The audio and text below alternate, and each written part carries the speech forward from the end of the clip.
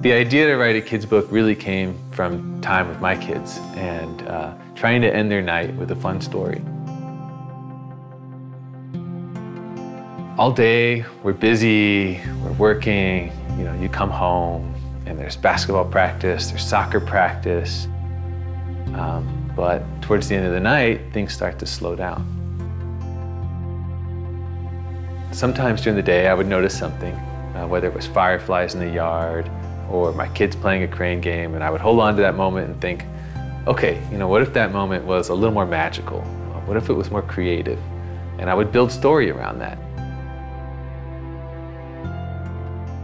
So telling stories at night really became a time for me to think creative, to be outside of the box. It's hard to go there as an adult.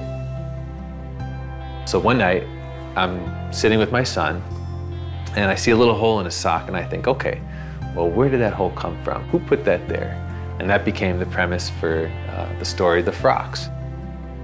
It was about a little girl who goes on a journey to discover why she's got holes in her socks, and of course, at the end, she finds out there's a little creature in her drawer, the Frox. My kids kept asking for this Frox story, and I thought, all right, well, maybe I need to tell this story to a bigger audience. The basic idea for the story came out of improv, just being on the spot with the kids, but it really took time to turn that into a book, probably a year or so, and really it took focus. For me, finding focus, finding those places for focus was about finding those in-between times in our lives.